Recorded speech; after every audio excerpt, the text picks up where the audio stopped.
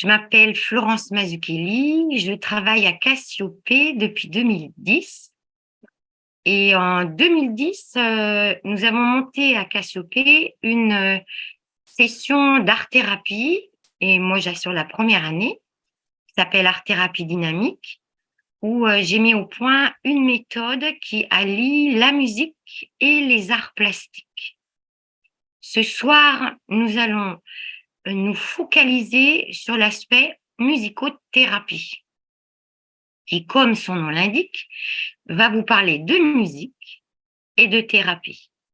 Donc, dans l'idée de cette conférence que je souhaiterais active, c'est-à-dire que nous puissions aussi sentir sur nous-mêmes les bienfaits de cette méthodologie de bien-être, je vous ferai faire donc des petits exercices pour que vous puissiez garder une trace de cette conférence de ce soir. Je vous ai préparé un PDF que je me permettrai d'avoir un peu sous le nez pour ne pas perdre mon fil, pour que vous puissiez vous y retrouver après. Donc, comme je vous le disais, je suis musicothérapeute depuis maintenant 25 ans, même 30 ans. Et j'ai fait mes études de musique au Conservatoire national de Rueil-Malmaison. Et j'ai fait mes études de musique principalement en chant.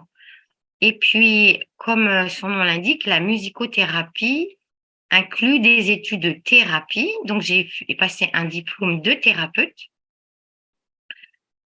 par la suite, qui m'a valu 3 ans d'études, et j'ai étudié 8 ans au conservatoire. Et puis, je me suis intéressée à d'autres techniques que simplement celles qui sont utilisées en France, principalement dans des unités de soins ou des unités qui aident la personne de tout âge. Je vais vous en parler. Et pour faire cette appropriation de nouvelles techniques, on pourrait dire, j'ai étudié en Autriche le Tao de la voix et le yoga du son pendant plusieurs années. Je suis allée en Inde 3 ans de suite, enfin 3 fois 3 ans de suite, pas 3 ans consécutifs, et j'ai pu exercer le yoga du son directement là-bas. Celui qu'on propose en France est beaucoup plus soft que celui que l'on pourrait faire en Inde, sachant qu'en musicothérapie, nous sommes très anciens, en fait, toute la planète pratique la musique comme thérapie depuis très longtemps, mais sur le globe tout entier, il y a énormément de genres de musicothérapie. Voilà pour mon introduction. Si vous cherchez sur le net ou si vous demandez autour de vous qu'est-ce que c'est la musicothérapie, vous aurez beaucoup de définitions différentes. Donc moi, j'ai opté pour celle que je connais bien et qui correspond à ce que j'enseigne. Donc je vais vous la proposer parce que c'est celle des Canadiens et je trouve qu'elle traduit assez justement une globalité dans la musicothérapie et pas seulement une approche qui serait hospitalière ou en unité de soins. Donc pour les Canadiens, ils disent que la musique, on l'utilise comme outil thérapeutique pour rétablir, maintenir ou améliorer la santé sur les 3 points que constitue la tripartition d'un être humain, c'est-à-dire la santé mentale, la santé émotionnelle et la santé physique. C'est une thérapie qui n'est pas verbale, mais qui peut l'être d'une certaine façon. Nous allons le voir puisque nous travaillons lorsque nous émettons des sons et quand nous sommes en musicothérapie active, nous travaillons avec en majorité la voix parlée, c'est-à-dire la tessiture que j'utilise aujourd'hui, maintenant tout de suite, celle de la voix parlée. Et puis, c'est vrai que c'est une thérapie non verbale à l'origine, mais elle va permettre de débloquer le son et elle va permettre d'exprimer ce qui est caché, ce qui est enfoui ou ce qui est oublié.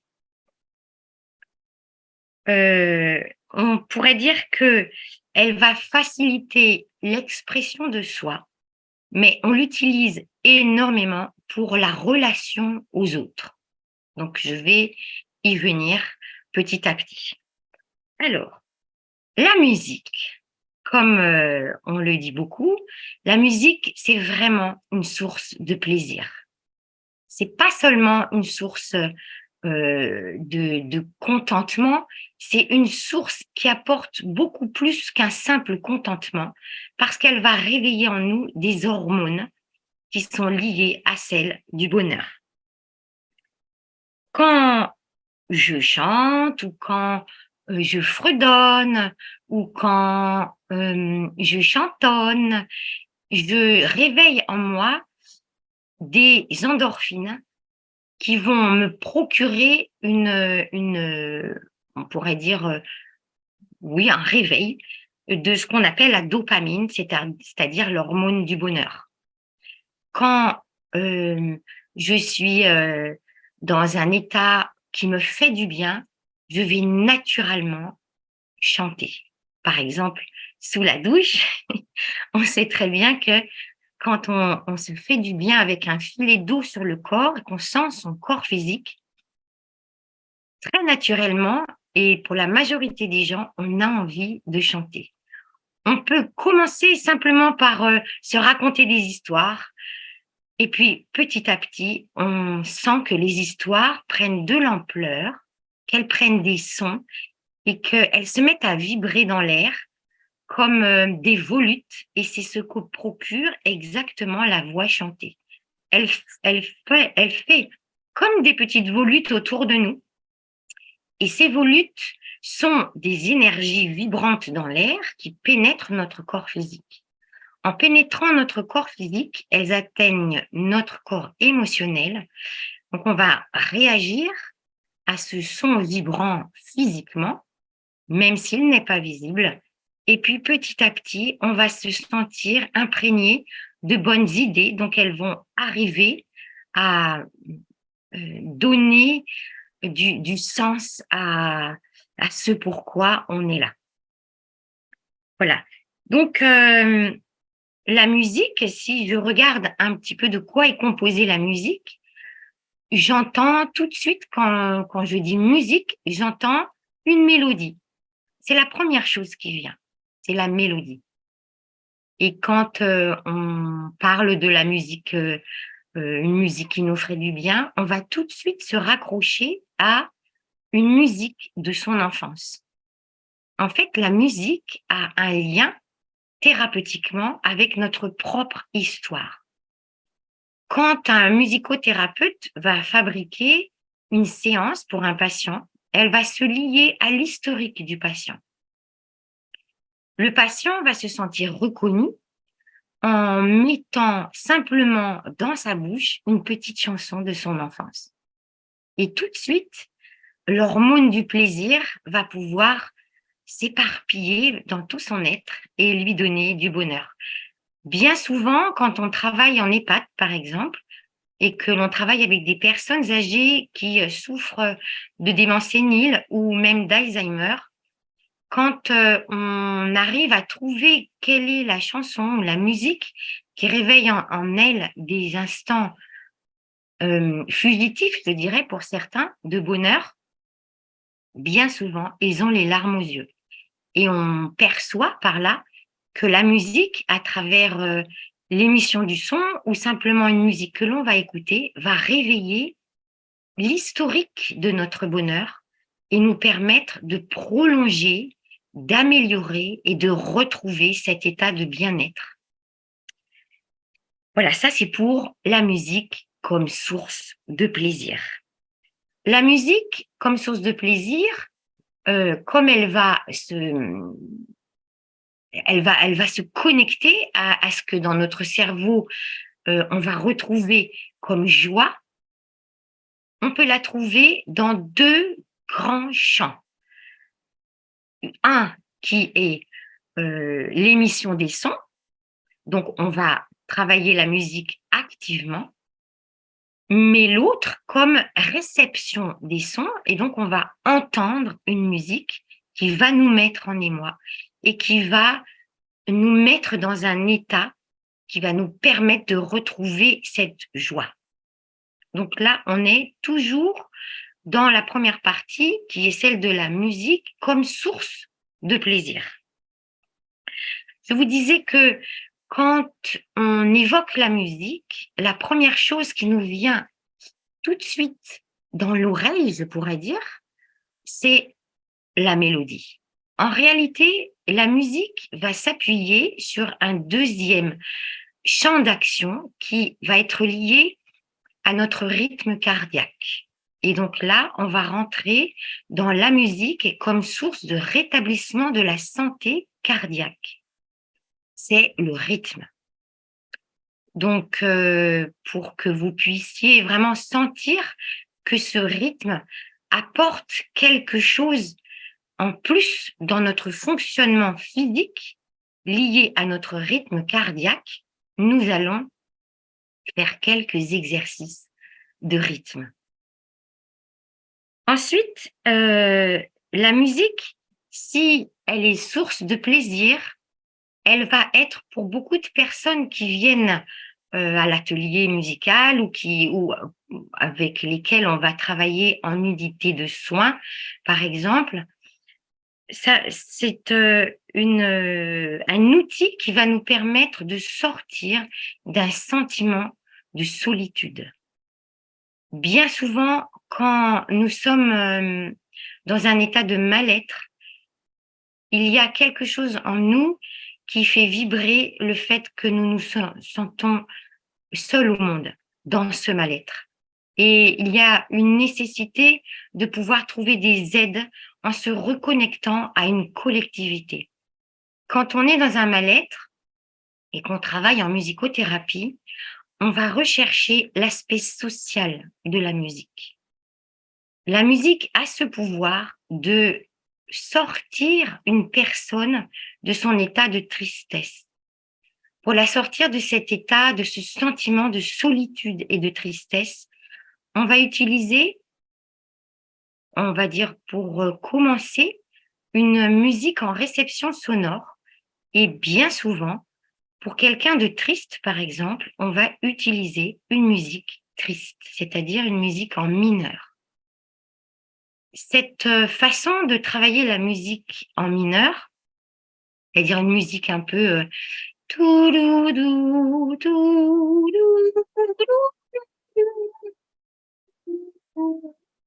une musique qui va éveiller quelque chose en nous de l'ordre du regret, quelque chose qu'on n'aurait pas vécu et qui va laisser comme une catharsis émerger ce sentiment de solitude. Et quand on pourra exprimer avec autre chose que des mots cette solitude ou cette tristesse, on va probablement pleurer. Et c'est ce pleur qui va s'apaiser en entendant une musique avec lesquels nos neurones miroirs, ceux de la tristesse, vont se mettre en connexion. Donc, quelque part, il y a un transfert qui se fait entre notre propre tristesse, notre propre sentiment de solitude, vers cette musique qui va porter un poids de notre tristesse ou de notre solitude. Ça, c'est pour ce sentiment d'être un peu seul au monde dans sa détresse. L'autre pouvoir de la musique par rapport à la solitude, c'est celui de retrouver un lien social. Celui-là, il est très important parce que si on emmène quelqu'un qui a ce sentiment justement de ne pas trouver de connexion avec les autres, on va utiliser la musique en l'emmenant écouter un concert ou bien en le faisant chanter avec d'autres, fredonner avec d'autres, parler avec d'autres. Et ça, on va l'expérimenter Évidemment, on ne pourra pas s'entendre, sinon ça sera une cacophonie. Mais si vous pouvez le faire, pour ceux qui sont 2 ensemble, vous verrez que ça prend une autre dimension. Donc les exercices que l'on va faire aujourd'hui, ils seront à la fin du PDF que vous recevrez. Vous pourrez donc les refaire avec d'autres pour éprouver et ressentir tout ce que je vous raconte sur le pouvoir de la musique comme lien social et comme facilitateur pour le lien à autrui.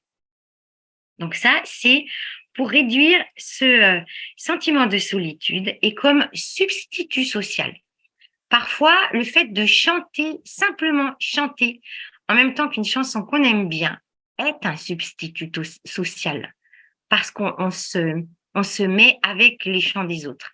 Et quand on travaille en musicothérapie, c'est plus intéressant d'écouter une musique en live avec des gens, même si on les entend et qu'on ne les voit pas ou qu'on n'y est pas, on entend la liesse de ces gens qui sont tous ensemble portés par la musique qu'ils aiment puisqu'ils vont voir un concert.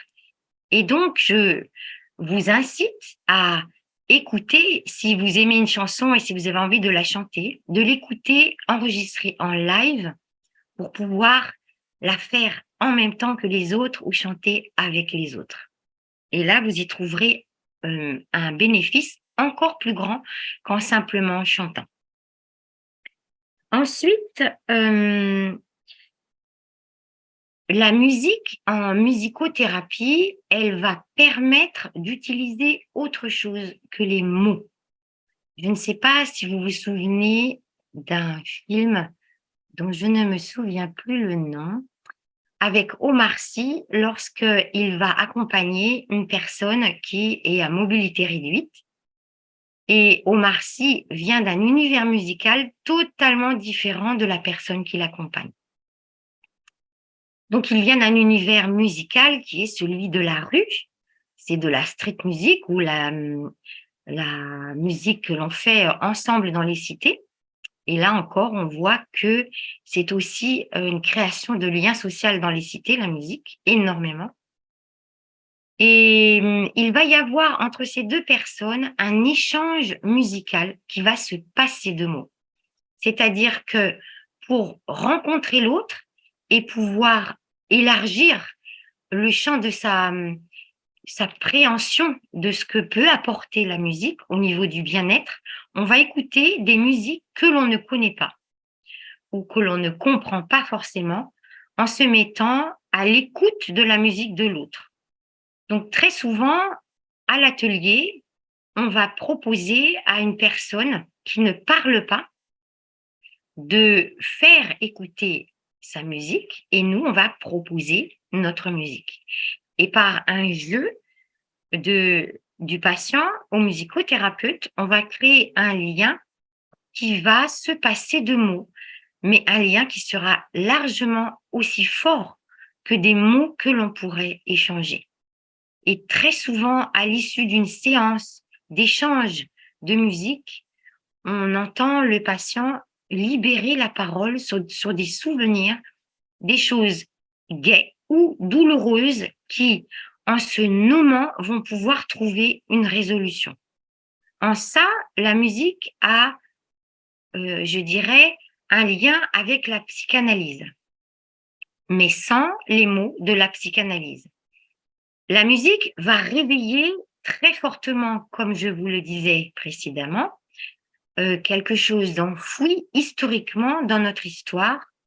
Et surtout, si elle est douloureuse, on sait que l'inconscient va mettre une pierre tombale sur la douleur pour ne pas avoir à en souffrir par le souvenir. Or, la musique va pouvoir tout doucement, très tranquillement, soulever tout doucement cette pierre tombale et permettre au souvenir de réémerger, mais d'une autre façon, bien plus douce et, et bien plus profondément, parce qu'elle va toucher pas seulement un souvenir dans notre mental, mais elle va laisser émerger des frissons dans notre corps physique et notre corps émotionnel sera aussi ébranlé de façon à ce qu'il puisse passer à autre chose. Je vais vous raconter une petite histoire sur une jeune femme avec qui on a fait une séance de musicothérapie réceptive qui a, en étant allongée très tranquillement, a vécu un tremblement de terre intérieur sans en avoir conscience, mais c'est venu à sa conscience et elle a raconté. Donc les musiques se sont succédées quand on fabrique, quand on met au point une bande sonore en musicothérapie réceptive. On va choisir judicieusement des extraits de musique, pas trop courts, 1 minute et demie, pas trop longs, jusqu'à 2 minutes et demie, pour permettre ce voyage dans sa psyché en ressentant la musique très fortement et passer d'une musique historique, par exemple une musique du Moyen Âge, à une musique contemporaine, dans les lieux, une musique andalouse à une musique africaine, dans des expressions de la musique différentes, de la voix chantée toute seule ou bien des instruments de musique seuls. À travers cette séance, cette jeune femme, tout à coup, s'est mise à pleurer très fortement. Elle hoquetait, mais avec mon accompagnement, elle a pu passer ce petit tremblement de terre qu'elle a vécu et elle s'est tout doucement apaisée. Et puis, quand nous avons émergé de ce bain sonore, elle a exprimé ce qu'elle croyait avoir digéré. C'était son cancer du sein.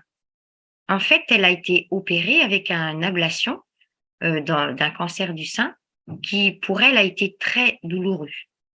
Et elle pensait, après avoir travaillé dessus en thérapie, avec des mots, avoir libéré ce traumatisme qu'elle avait vécu. Probablement, ce traumatisme était resté inconsciemment figé dans ses cellules. Et la musique, par la vibration sonore, en rentrant dans nos oreilles et en pénétrant notre psyché, va atteindre nos cellules physiques. Et elle a ressenti une vive douleur à l'endroit où elle a eu sa reconstruction mammaire. Et elle a eu l'impression que quelque chose s'envolait définitivement de dessous sa reconstruction mammaire et libérait quelque chose qui était enfermé derrière cette reconstruction. C'était assez impressionnant à entendre pour le thérapeute parce que c'était la première fois pour moi que j'entendais une séance de musicothérapie réceptive était allée si loin dans le corps physique et dans la libération d'un trauma sur le corps physique. Pour la musique, donc, qui va être au-delà des mots, on va donc trouver, on va dire, un enchaînement de pratiques qui va permettre de travailler tout ce que l'on trouve en thérapie, notamment au niveau du mal-être, on pourrait dire. Donc, on va utiliser sa posture, on va se sentir en soi, c'est-à-dire on va habiter son instrument de musique. Ensuite, on va sentir son instrument, qui est un instrument à vent, en ressentant l'infinie possibilité qu'a la respiration, sachant que la respiration est un organe de soin très, très puissant. Ça, on le sait dans beaucoup de thérapies, on va l'utiliser. Et en musicothérapie active, on va beaucoup l'utiliser. On va l'utiliser consciemment, profondément, mais on va aussi beaucoup jouer comme des enfants. On va utiliser sa voix parlée, on va utiliser sa voix chantée, on va utiliser la musique musico-réceptive, c'est-à-dire on va entendre de la musique produite par quelqu'un d'autre, mais on va aussi utiliser des instruments de musique. Chaque instrument de musique va répondre à quelque chose de bien précis par rapport à la personne et la personnalité du patient.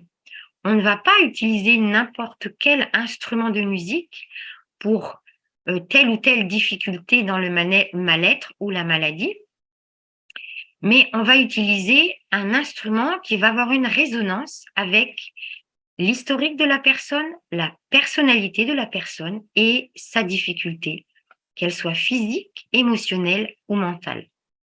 Donc l'instrument de musique, on va travailler principalement avec la sonothérapie, c'est-à-dire des instruments assez simples, on pourrait dire, dans l'utilisation, en émettant un son qui va être très, très, très plein, comme les bols, par exemple, en cuivre ou en cristal. Ça, c'est quand on travaille en sonothérapie. Mais on va utiliser des petits instruments, des percussions.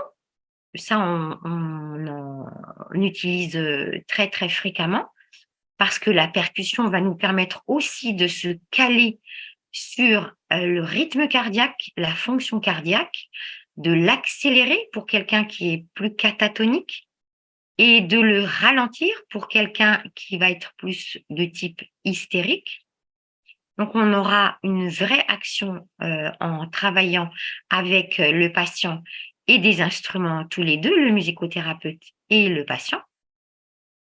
Et puis, on pourra aussi travailler avec des instruments simples. Le musicothérapeute est souvent musicien lui-même.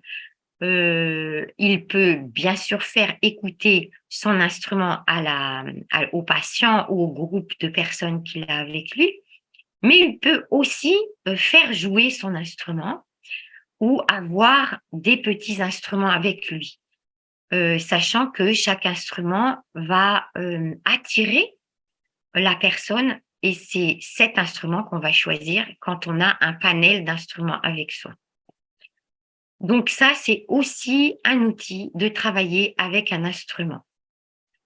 Ce n'est pas nécessaire de savoir jouer d'un instrument. Ce qui est important, c'est de se mettre dans le son, la vibration du son de l'instrument. Et petit à petit, les doigts sur un piano, alors par exemple, quand on travaille en ambulatoire, en tant que musicothérapeute, on va pas prendre un piano, mais on va prendre ce qu'on appelle un guide-chant. Ce sont des petits pianos qui sont numériques ou bien qu'on branche ou qui ont une batterie intégrée. Donc, ces petits pianos ont 2 octaves et demie, 3 octaves, donc c'est largement suffisant pour travailler. Et on va travailler aussi avec des instruments à cordes, comme le ukulélé, qui est très drôle à travailler en patientèle et qui est assez simple d'exécution et qui procure tout de suite une sensation de je sais faire, donc qui va monter l'estime de soi. Et ça, c'est encore quelque chose qui est très, très important en musicothérapie. Et l'estime de soi, c'est quelque chose qu'on va avoir très rapidement. Vous verrez, on va s'y entraîner. Donc, les instruments de musique vont aller bien plus loin que simplement se faire du bien, c'est-à-dire activer cette hormone de plaisir, la dopamine, mais elle va aussi procurer quelque chose d'assez étonnant qu'on a pu mesurer avec des appareils sur le cerveau, sur la tête, pour mesurer ce qui se passait dans le cerveau quand on travaillait l'instrument de musique. On s'est rendu compte qu'il ralentissait le vieillissement du cerveau. Oui, oui, vous avez bien entendu. Il ralentit le vieillissement du cerveau. Quand on travaille avec des démences séniles ou des difficultés quand on arrive à la fin de sa vie et qu'on perd un peu la mémoire et que le cerveau commence à fonctionner de par lui-même, mais plus en connexion avec son soi tout entier, En travaillant l'instrument de musique, même si la personne ne sait pas jouer, simplement en grattant quelques cordes sur un ukulélé ou une guitare. Le ukulélé est plus facile que la guitare parce que pour beaucoup de personnes, les doigts, ça va être compliqué, pas sur un ukulélé qui est beaucoup plus petit et facile au niveau de l'appréhension des doigts. Hem, Petit à petit, au fur et à mesure des séances, on va ajouter quelques notes et quelques notes et on se rend compte au fur et à mesure des séances que les gens avec lesquels on travaille ont retenu alors qu'ils n'ont plus de mémoire rapide ou de mémoire plus lente. Ils vont retenir les instruments sur lesquels ils ont joué. Donc, on s'est rendu compte qu'il y avait un réel bénéfice à travailler directement sur l'instrument de musique. Donc ça, je vous en ai parlé. Pourquoi écouter de la musique triste quand on est triste? Euh, Quand je vais faire un protocole avec un patient, je vais donc, comme je vous l'ai dit juste précédemment, je vais inclure en tant que musicothérapeute un facteur qui est presque plus important que dans le processus d'une autre thérapie, sauf peut-être la danse, c'est le facteur temps. Je vais travailler avec mon patient en ayant euh, beaucoup de patience, c'est-à-dire que je vais travailler la répétition. Quand on est thérapeute, on pense souvent que d'une séance à l'autre, on va aller de l'avant assez rapidement. Quand on est musicothérapeute, on sait par expérience que on va travailler très, très doucement et on va répéter inlassablement les mêmes exercices pour que ces exercices puissent se faire corps avec la personne avec laquelle on travaille et qu'elle puisse les utiliser elle-même comme outils inconscients. Je m'explique. Si je travaille une petite pièce musicale, un chant, ou que je travaille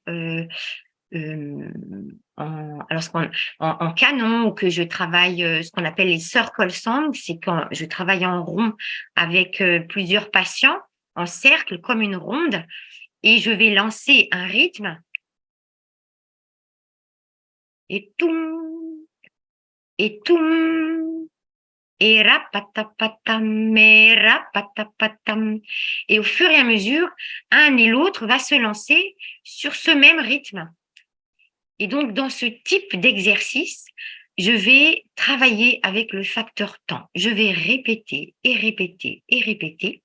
Et inconsciemment, la personne toute seule, c'est arrivé bien souvent dans les EHPAD quand je revenais, les patients commençaient tout seuls à se mettre dans le rythme qu'ils avaient intégré au bout de 2, 3, 4, 5 séances. Et c'est devenu comme quelque chose qui leur fait du bien. Il y a aussi quelque chose dans le rythme de la musique qui va avoir un lien avec le soin sur son corps physique. Quand on regarde quelqu'un qui est malade, si on regarde quelqu'un qui est malade et qui n'a pas de conscience, par exemple quelqu'un qui a de la fièvre, et si on s'approche de lui, on va l'entendre râler. Comme ça, on l'entend vraiment râler, très doucement ou beaucoup plus fort quand l'inflammation atteint le cerveau, c'est-à-dire que le cerveau qui normalement est plus bas au niveau de la température que le reste du corps, quand l'inflammation est très forte et qu'on a une migraine très très forte, dans le cerveau, il y a une chaleur excessive. Et quand on émet un son, on voit ça dans les hôpitaux de jour, par exemple, où les personnes ne savent pas tenir l'expression de leur douleur. Ce son lancinant est très très haut, va directement impacter par sa résonance toute la sphère cérébrale qui est touchée par l'extrême chaleur. Et on s'est aperçu que ça refroidissait réellement l'activité cérébrale qui est en ébullition, entre guillemets, parce que l'inflammation est arrivée jusque-là. Donc, instinctivement, la musique, on sait qu'elle guérit. Et quand on rentre dans un rythme toujours le même, ou quand on chante toujours la même chose, on rentre dans quelque chose qui nous permet de nous remettre dans une bulle et de trouver du soin en soi. Si je regarde à l'hôpital de jour, un psychotique va se balancer pour se rassurer. Et quand on y ajoute la musique et ah et oh et i,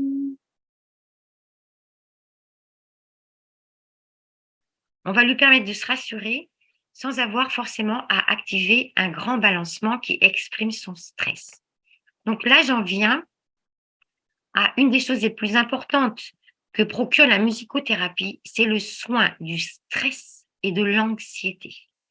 Comme je vous disais, quand on chante ou quand on va émettre des rythmes, quand on va se balancer, on va permettre au corps de libérer en soi ce qui va, là, il y a la dopamine et puis le fait d'accélérer en soi le rythme cardiaque va permettre de baisser le taux de cortisol. Et la cortisol, c'est ce que produit le stress ou l'anxiété dans notre corps.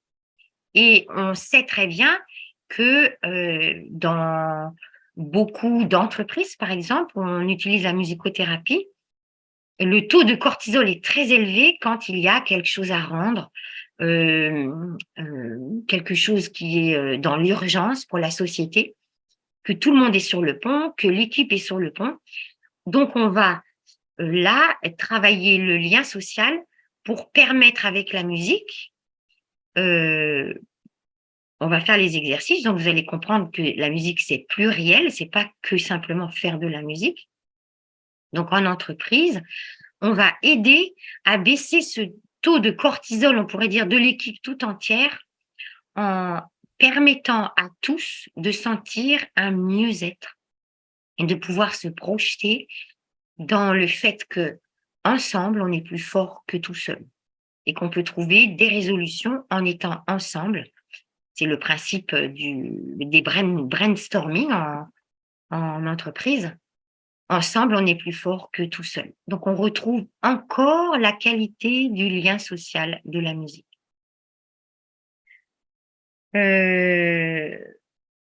Voilà. Donc, pour terminer mon exposé, avant qu'on puisse faire un petit peu quelque chose tous ensemble, pour terminer mon exposé sur la musique, que j'espère avoir été assez balayant sur tous ces aspects thérapeutiques, je voudrais une dernière fois vous dire que la musique va permettre de soulager des douleurs. Elle, elle est connue de tout temps pour permettre au corps, physique, émotionnel ou mental, de se calmer et de retrouver la possibilité de retrouver son bien-être quand on a mal. Donc, je vous parlais du balancement, du râle. Le râle, on va l'utiliser énormément. Le fait de se balancer d'un côté ou de l'autre, ce n'est pas anodin. Chaque balancement va influer sur le corps physique jusqu'au corps émotionnel et au corps psychique et au corps mental. Mais la musique que l'on va écouter, on sait que de tout temps, on s'en est servi pour la douleur. Alors, je vous donne un seul exemple. En Italie, encore aujourd'hui, on chante les tarentelles. La tarentelle, c'est une musique, si vous l'avez un peu dans l'oreille, je ne peux pas vous en faire écouter parce que le son ne serait pas suffisamment bon, vous en écouterez tout seul. Je vous ai laissé les mots, comme ça vous pourrez retrouver sur votre PDF. La tarentelle, c'est une musique qu'on connaissait au Moyen Âge et que l'on faisait avec des instruments à percussion et des chants pour permettre à la personne de s'exciter, entre guillemets, pour sortir le mal de la piqûre de la tarentule. La tarentule, c'est une araignée qui mord et qui provoque par son venin des douleurs très, très vives. Et on avait, à ce moment-là, très bien perçu qu'en mettant ces personnes en transe, comme une espèce de transe, en les faisant danser, bouger, chanter avec un rythme de plus en plus rapide, on leur permettait de sortir la douleur avec des cris, avec des chants qui sortaient de eux. Et on chantait à tue-tête avec beaucoup de personnes pour permettre à la personne de guérir. Donc, on va retrouver ça énormément contre la douleur en institut de soins, à l'hôpital par exemple. L'hôpital de jour, on l'utilise dans des casques avec des musiques bien spécifiques.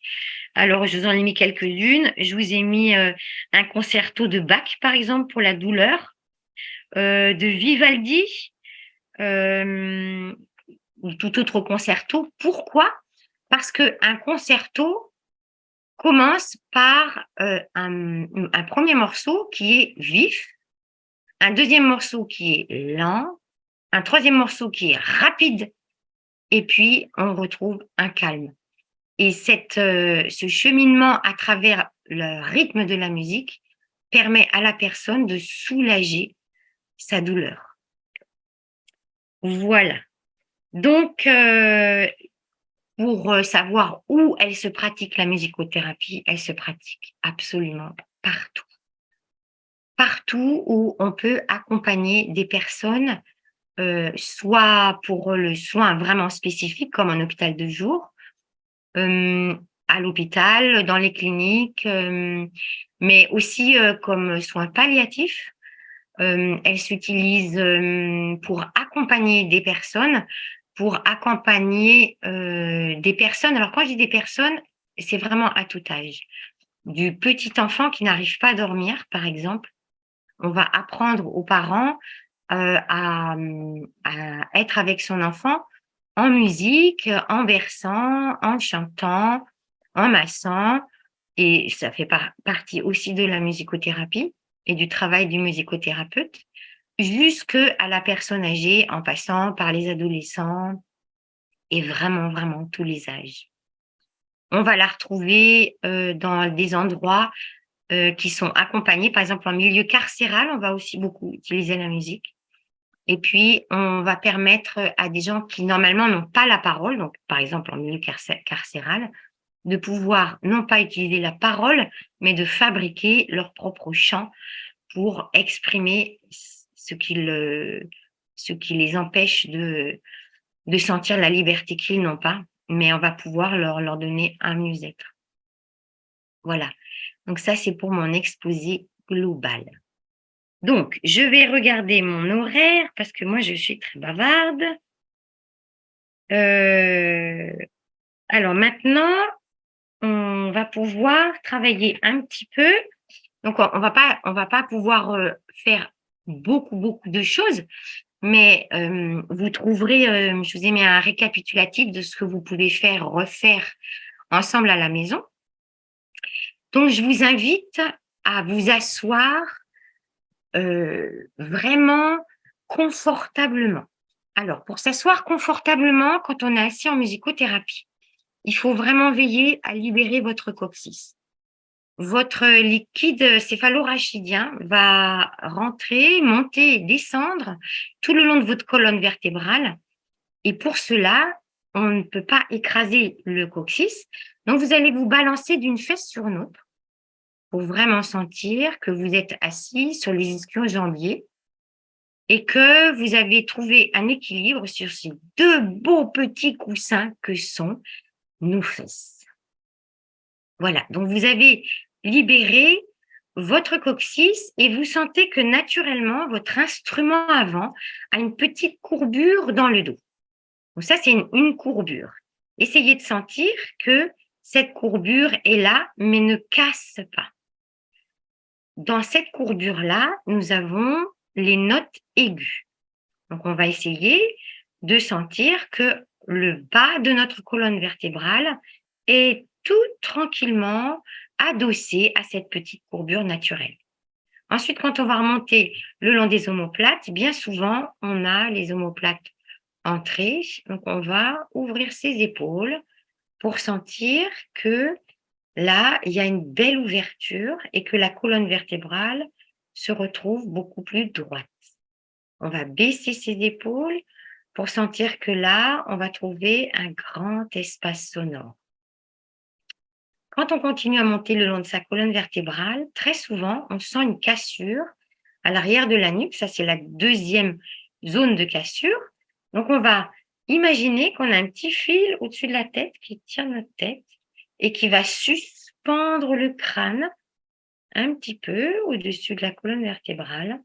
On va faire un tout petit cercle avec sa tête, sentir un petit oui, qu'on a vraiment dégagé la colonne, un petit non. Et puis pour dégager les trapèzes, on fait un petit peut-être. Hop, d'un côté et de l'autre. Voilà, l'instrument est tout prêt.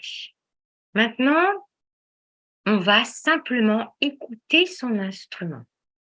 Donc, pour écouter son instrument, vous allez poser les deux mains sur vos genoux, comme deux petits oiseaux qui se posent tout doucement. Il n'y a absolument aucune tension et il n'y a rien qui écrase et qui fait du poids. C'est très, très léger. Ensuite, je vais écouter à l'intérieur de moi cet air qui entre et qui sort. Je vais fermer ma bouche et je vais sentir l'air qui entre frais dans mon nez et qui sort tiède de mon nez. Entre frais et sort tiède. Dernière fois par le nez.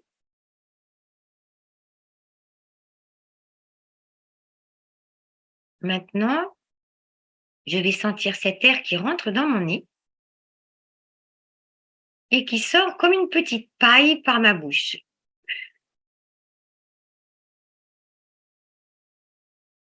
Encore une fois, comme j'avais une petite paille.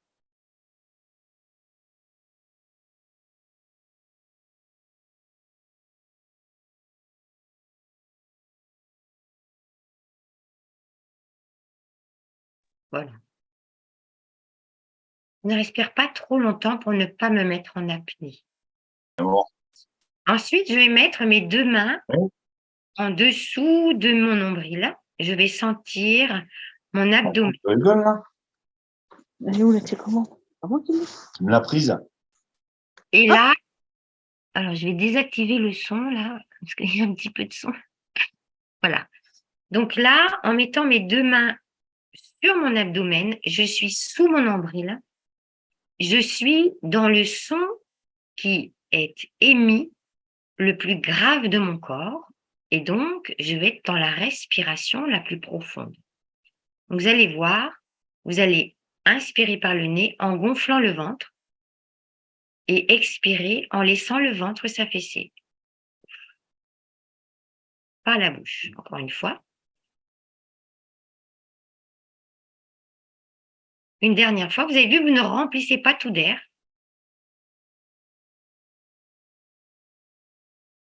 Si j'émets un son, pour soigner toute cette zone-là, je suis en yoga du son, je vais chercher un son très, très grave. Donc, je vous le montre une fois. J'inspire sous mon abdomen.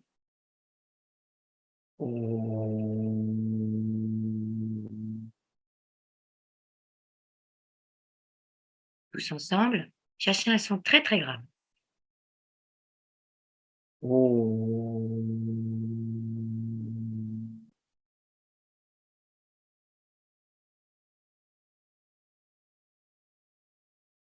Donc, si vous êtes à l'écoute de cette vibration sonore, vous allez sentir toutes les cellules de votre abdomen, mais également des reins et de tout ce qui est en dessous du nombril qui vibre.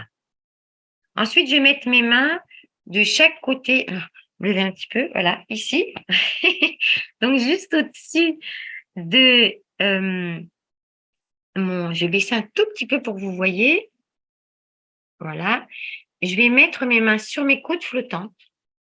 Attention à vos épaules, ne les remontez pas. Et là, vous allez toucher vos doigts ici sur les coudes flottantes et vous allez sentir l'air qui entre uniquement dans ce qui était il y a probablement très, très fort longtemps, nos branchies. Donc on va inspirer, vous allez voir, on n'inspire pas tellement par le nez et on expire par la petite paille. Encore. Et au dernier, vous allez essayer de garder le plus longtemps possible vos doigts écartés pour attendre avant qu'ils ne se touchent. Donc je vais inspirer, ça va écarter mes côtes flottantes.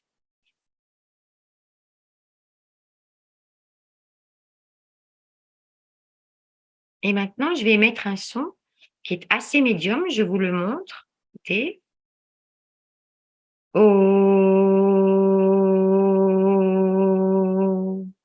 À vous.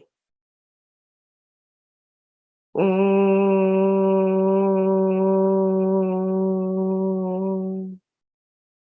Encore un. Oh.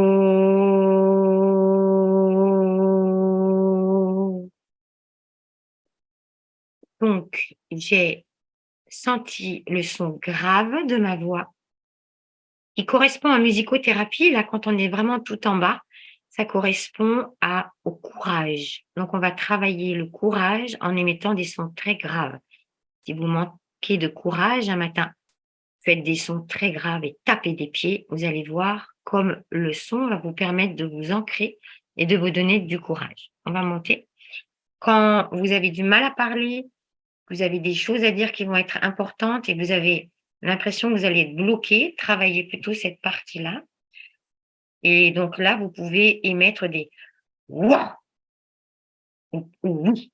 On va essayer ensemble. Oui. Encore. Oui. Encore plus fort. Oui. Donc là, vous avez connecté la force, le courage et la volonté. Oui, je suis capable de le faire. Ensuite, on va rentrer ici dans la sphère de la respiration claviculaire et là, on rentre dans l'estime de soi. On va tapoter toute cette sphère-là. Ici, là, dans les clavicules, il y a tout en haut des poumons des tout petits sacs, les toutes petites alvéoles du dessus du poumon, ce qu'on appelle la respiration des noyés. C'est-à-dire que quand on n'a plus du tout d'air et qu'on a l'impression qu'on va se noyer totalement, ici s'ouvrent ces tout petits sacs avec encore un tout petit peu d'air. Donc, on va tapoter ces clavicules. Donc, ici, toute cette sphère-là, c'est l'estime de moi. Et ici, on va être dans une émission de son qui va être égale à la voix parlée. C'est-à-dire qu'on arrive ici au volume sonore de la voix parlée. Si je respire, je vais respirer très courtement.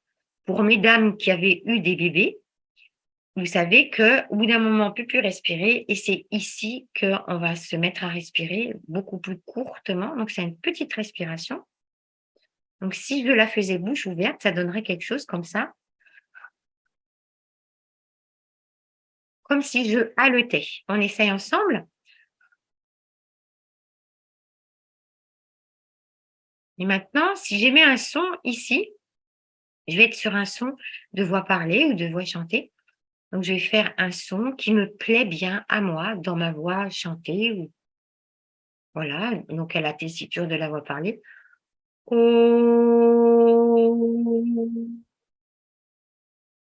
Encore ensemble. Oh.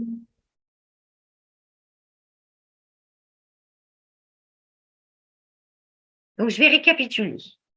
Avec ma respiration, je vais faire une respiration lente sous mon nombril.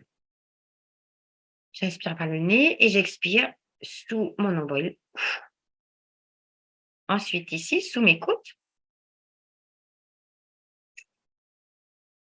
Et enfin, ici, sous mes clavicules.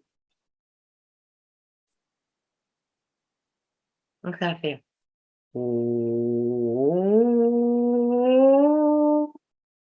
Encore.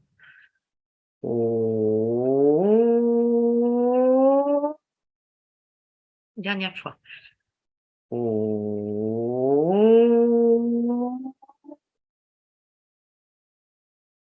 Voilà, vous avez fait connaissance de votre instrument dans sa posture. Quand on est assis, on peut très bien travailler assis. Et quand vous êtes debout, c'est la même chose, mais vos pieds, vous les écartez à la largeur de votre propre bassin. Et puis, votre instrument respiratoire, donc votre instrument avant et votre instrument avant, fait des sons de musique car c'est un instrument avant. Donc maintenant, on va travailler l'appropriation de son soi. C'est-à-dire, on va travailler la confiance en soi et on va rendre la liberté à sa propre musicalité. Je vous propose de d'abord entendre votre prénom. Vous l'entendez dans votre tête. Vous l'entendez parler. Et maintenant, comme je vous montre, on va le faire tous ensemble. Quand je vous dirai, on le fait tous ensemble.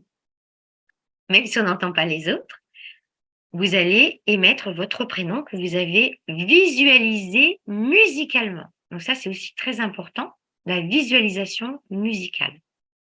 Donc j'entends mon prénom et je dis Florence.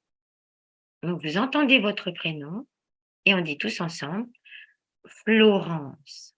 Encore une fois, Florence. Et maintenant, vous allez affirmer votre prénom. Donc vous allez ajouter quelque chose qui clame votre prénom. Vous allez entendre votre prénom beaucoup plus fortement et avec moi, vous allez clamer Florence. Allez, encore une fois, plus de courage. Florence. Allez, je veux voir des mains levées. Florence. Voilà, ça, c'est de l'affirmation de soi. Quand on va rentrer en musicothérapie sonore et qu'on va mettre un son par-dessus plus haut et plus chantant que celle de sa voix parlée, on va travailler pas à pas. Comme je vous disais, il y a aussi le temps qui va rentrer en ligne de compte. Donc, une fois qu'on est bien rentré dans son prénom, qu'on l'a bien clamé, on va pouvoir le chanter. Quand vous êtes debout, quand vous serez debout, que vous le ferez tout seul à la maison, je vous invite à rentrer dans un pied en même temps que vous rentrez dans une main. Ça, c'est très important. Vous allez sentir cet élan que vous donne la musique en vous-même. Maintenant, vous allez visualiser une note de musique. Florence, Florence, Florence, Florence. Donc, une seule note de musique sur votre prénom. D'abord, vous la visualisez sonorement, vous l'entendez à l'intérieur de vous. Et puis, tous ensemble, on va chanter. Florence. Donc là, vous chantez avec moi. Donc, du coup, allez, encore une fois. Florence. Et vous changez de note. Florence. Maintenant, on va aller un petit peu plus loin et on va entendre deux notes. Florence, Florence, deux notes. Entendez le son de votre prénom. Attention, on va chanter. Florence. Encore une fois, changez de note. Florence. Maintenant, on va aller encore plus loin et on va chanter trois notes. Trois notes, ça veut dire que je vais passer du grave à médium, aigu, aigu, médium, encore plus aigu. C'est vous qui allez choisir la, la jolie ligne musicale que va faire votre prénom. Alors, vous l'entendez d'abord, intérieurement, vous faites une visualisation sonore, et puis on va le faire ensemble. Florence. On va chercher une autre chanson ensemble. Florence. Soyez musical. Faites-vous du bien avec votre chanson. Allez, un dernier petit baume au cœur.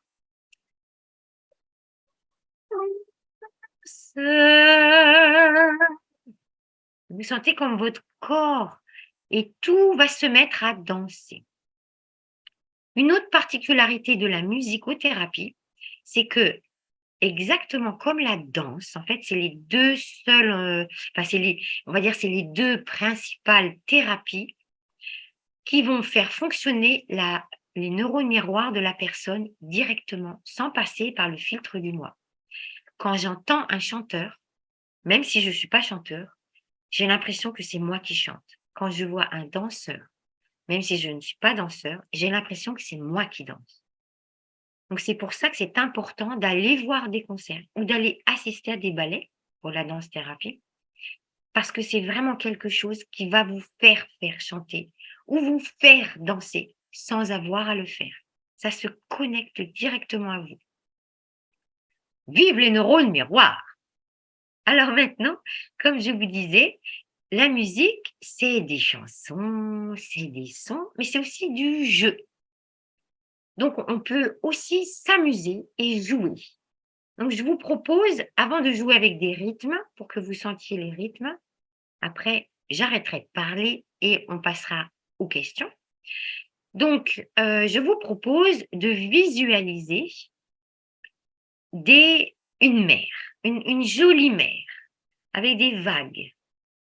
Et les vagues, elles vont faire niou, niou, oui.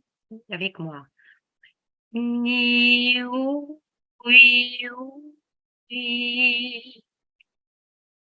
Des vagues très profondes. Noé, oé, o. Avec moi. Noé, oé, o. Et des tout petits nuages.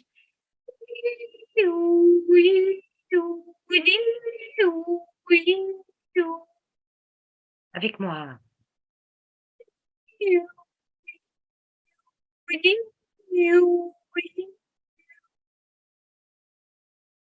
Voilà, vous avez chanté, vous avez visualisé. Alors maintenant, je vous propose de faire un petit rythme. Donc vous avez senti ce que fait votre posture, votre respiration, elles sont très puissantes. Tous ces exercices sont très puissants. Et puis le fait de chanter et de jouer, il y a beaucoup, beaucoup d'exercices où on rigole énormément. Avec ma collègue Eva, qui est avec nous aujourd'hui, on s'amuse à faire la respiration du petit chien ou des respirations du chenil et c'est très, très drôle parce qu'après on s'amuse à faire les gros chiens, ouf, ouf, les mamans chiens ici, ouf, ouf, et les petits chiens, ouf, et c'est vraiment très, ludique. La musicothérapie active, elle a quelque chose de très, très ludique. La musicothérapie active, elle va nous permettre aussi, dans la fonction cardiaque, de se faire du bien au niveau cardiaque. Alors pour que vous sentiez ça, on va le faire ensemble, je vais vous le montrer une fois et on va le faire ensemble pour que vous le ressentiez dans votre corps. Donc si je prends le principe de la tarentelle, je vais commencer avec un rythme très lent et avec moi, on va accélérer, on va accélérer, accélérer, accélérer, on va aller très vite. Puis ensuite, je vais vous dire de ralentir, de ralentir, de ralentir, de ralentir, de ralentir. Vous allez voir, je vais très, très lentement à la fin. Alors, on commence tous ensemble. Donc, suivez-moi, laissez-vous porter par le rythme et tapez des mains avec moi. On va commencer très doucement. Tape des mains, elles sont lourdes. Et on tape, c'est lourd. Et c'est lourd. Et on va taper fort dans les paumes et dans tous les doigts. Et on va accélérer, accélérer. Et là, ça va devenir de plus en plus léger. Et on tape et tape et tape et tape et tape. Taper, taper, taper, taper, taper, taper, taper, taper, taper, taper, taper, taper. Lâchez pas, ne lâchez pas. Vous sentez la chaleur à l'intérieur du corps et on va doucement et on va rendre doucement, essoufflez, essoufflez. essoufflez. Et attention, elles vont se poser sur les genoux avec un soupir. Ouh! Encore une fois. Ouh! Une dernière fois. Ouh! Bravo. Vous avez senti comme l'activité cardiaque s'est mise à battre la chamade. Donc, si vous rajoutez à ça taper des pieds et tourner en rond, vous pouvez bien vous imaginer que quelqu'un qui a du venin dans le corps va tout faire pour la sortir de son corps. C'est ça la tarentelle. Voilà, donc ça, c'est le rythme. La musique, comme je vous disais, elle se partage. Donc, si je partage la musique, je peux la partager avec d'autres en même temps que moi. Donc, je vais vous apprendre un petit rythme à 7.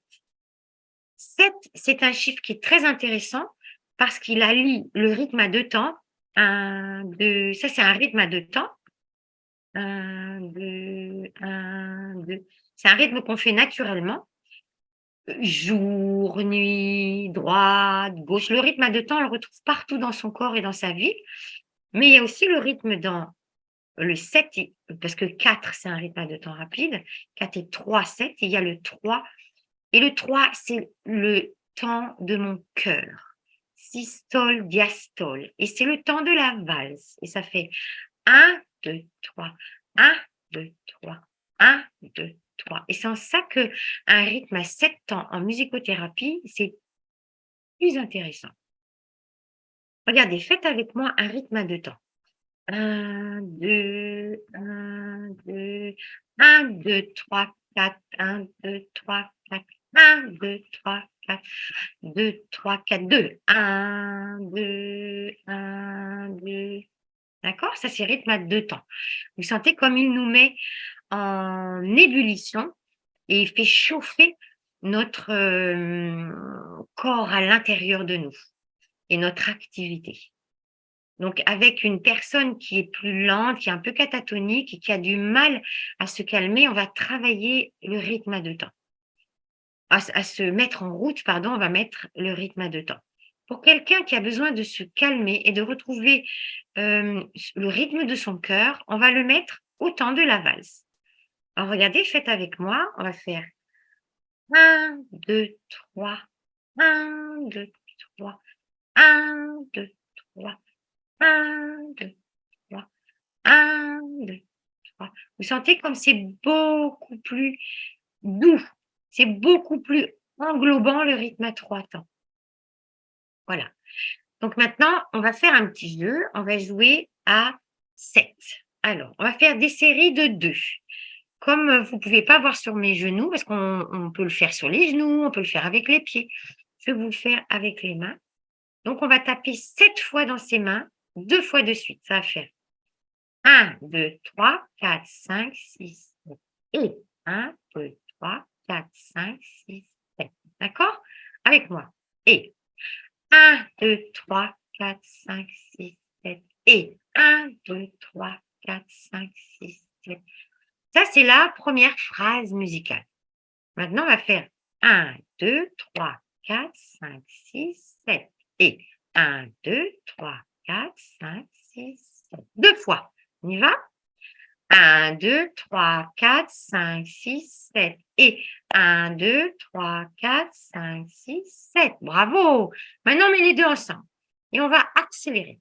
Ça fait et 1, 2, 3, 4, 5, 6, 7. Et 1, 2, 3, 4, 5, 6, 7. Et 1, 2, 3, 4, 5, 6, 7. Et 1, 2, 3, 4, 5, 6, 7. Je propose que tous les prénoms qui vont de A à, F commencent avec moi et que tous les prénoms qui vont de F à la fin qu'on fasse à l'arrière avec Eva, est-ce que tu peux mettre ta voilà. Alors Eva, est-ce que tu peux faire coucou? Encore une fois, on ne te voit pas bien. Coucou. Voilà. Donc, tous les prénoms. Voilà, mets bien ta caméra qu'on te voit. Parfait. Donc, tous les prénoms qui commencent de A à F font avec moi le rythme à 7 temps. Donc, on va faire les 2 comme ça et ensuite les 2 comme ça. Et Eva va faire en canon. Donc, elle va partir quand nous, on a fini ça et qu'on sera comme ça. Vous autres, vous ferez comme ça et vous finirez derrière nous. Donc, les premiers, vous me regardez. Eva, où es-tu? Ah, ça y est, on te voit. Est-ce que tout le monde voit Eva, j'espère? Voilà, ça y est, Eva. Voilà, attention, c'est parti. Si vous êtes perdu, vous me suivez. On commence. Et 1, 2, 3, 4, 5, 6, 7.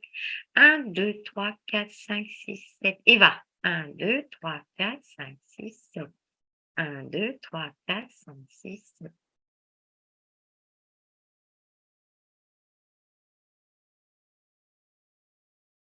Voilà.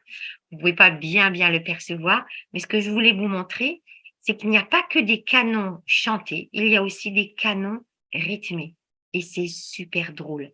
Ça éveille vraiment le sens social et ça apporte une énorme joie. Ça met un maximum d'endorphine, de dopamine et ça chasse le cortisol. Voilà, j'ai terminé mon exposé et j'espère que ça vous aura éveillé le goût et l'envie de faire pour vous-même et pour vos proches de la musique avec eux, qu'ils soient en rythme, qu'ils soient chantés, qu'ils soient parlés, qu'ils soient mimés ou qu'ils soient écoutés ou joués. Alors maintenant, il nous reste un petit temps pour les questions. Donc, je vérifie mon timing. Oui, il ne nous reste pas trop de temps, mais quand même. Donc, eh bien, je propose à quelqu'un qui voudrait parler d'ouvrir son micro. Normalement, il peut l'ouvrir tout seul et de poser une question, j'y répondrai. Est-ce que quelqu'un a une question? Oui, j'ai une question. Alors, bonjour Martine. Donc, c'est Martine Bonjour. Oui, c'est qui nous pose Martine. une question. Alors, Au sujet des fréquences, par exemple, les musiques de 432 Hertz, etc., est-ce que vous utilisez ça en musicothérapie? alors, on peut l'utiliser, les fréquences, on peut les utiliser pour des cas très, très précis.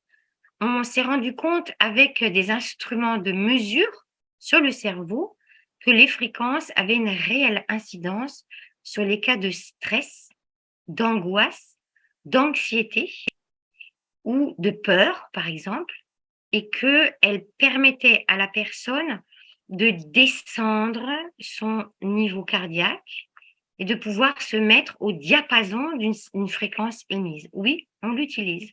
Pas tout le monde, mais on l'utilise. D'autres questions? Oui, peut-être une autre petite chose en attendant que vous réfléchissiez à une question. Peut-être une autre chose par rapport aux fréquences, c'est que quand on entend des fréquences, elles sont toutes particulières. On en a conçu pour beaucoup de choses différentes. Donc, elles ne sont pas aux mêmes fréquences, hein, comme leur nom l'indique. On s'est rendu compte qu'il y avait une cohésion entre le cerveau et le cœur. Donc, une cohésion entre les deux mouvements et qu'il y avait un abaissement du niveau mental et qui va s'accorder avec la fréquence de son cœur, c'est-à-dire avec le rythme cardiaque. Et ça, c'est très, très apaisant. Donc, on est vraiment dans le bien-être là et dans le soin. Alors, d'autres questions?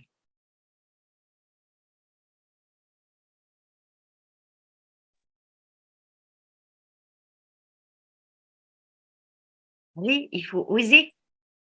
Alors, j'ai une autre question. Oui, Pardon, c'est Martine. encore moi. Très bien, très bien. Donc, on parle du rythme et que ça a une influence sur le rythme cardiaque. Et donc, il y a le professeur Alfred Tomatis qui Oui. avait travaillé Oui. sur le rythme cardiaque in utero, qu'entend le fœtus. et donc de travail. Est-ce que vous travaillez ça Oui, en profondeur? oui, Pour le coup, l'historique, on remonte à la période de gestation. oui. En fait, la musicothérapie, enfin, on sépare parce qu'on n'a pas de preuves. Quand on regarde les sociétés, des sociétés qui existent encore de nos jours et qui sont sur des modèles très, très archaïques, entre guillemets, hein, par rapport à une société moderne telle qu'on la conçoit nous, on se rend compte que on a toujours travaillé avec la musique avant que le petit être soit là. On a toujours travaillé avec l'écoute des sons et on voit très bien qu'il n'y a pas que le massage de la maman, il y a aussi, comme je vous disais, vous voyez ce balancement qui est vraiment quelque chose qui fait partie du rythme et qui est rassurant. On voit que la maman peut se balancer, une maman enceinte peut se balancer pour justement aussi être dans ce rythme rassurant. Quand on berce l'enfant, quand il est né, c'est exactement la même chose. Et ensuite arrive le son de sa voix chantée, le son de la voix parlée de la maman. Mais on s'est rendu compte qu'on pouvait aussi diminuer la fréquence cardiaque du bébé quand il y a une situation de stress avec des sons. Donc, on va utiliser beaucoup la sonothérapie pour travailler dans le bien-être avec les mamans, les femmes enceintes en tout cas. Oui, tout à fait. Merci. De rien. Encore une question? Oui, moi j'en ai une. Oui? Donc, c'est Michel, c'est ça? Non, Non, Audrey. c'est Audrey. D'accord, Audrey. Parce que du coup, on a Alors, Audrey, on t'entend pas bien. Est-ce que tu pourrais aller parler doucement, peut-être plus près du micro? plus près du micro. On entend. Non, Non. c'est mieux. Ah, c'est mieux. Oui, Oui, là, c'est c'est mieux comme beaucoup ça. mieux. Voilà, Beaucoup mieux. un petit réglage complémentaire. Oui, on a trop, Attends. on les dit, et du coup, ça en prévention, en fait, Ah ben, en fait, pardon, hein, j'ai vraiment pas bien entendu. Est-ce est-ce que que je pose la question sur le chat? je pense, ça va être plus facile sur le chat, Ouais. sauf moi. Euh,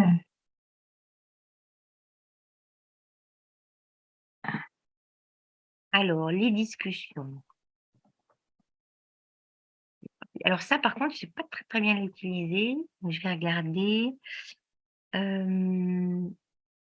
Ah! Donc il y a quelqu'un qui nous dit: «Merci beaucoup, très intéressant. À prévoir pour mon avenir de sophrologue». Merci encore et bravo. Merci, c'est gentil. Alors, je vois pas Audrey, je vois pas ton chat. J'arrive. Ah merci. Alors, peut-on le mettre en atelier de prévention, c'est ça? Oui. Alors oui, oui, tout C'est-à-dire en amont d'un problème quelconque, en fait. oui, oui, oui, oui, oui. En fait, on peut tout à fait travailler la musicothérapie en amont d'une problématique. Alors, comment on travaille? C'est pour vous donner un exemple. Si je regarde, par exemple, bon alors là, je suis en prévention dans une unité de soins, on utilise énormément la musicothérapie, c'est l'hôpital de jour.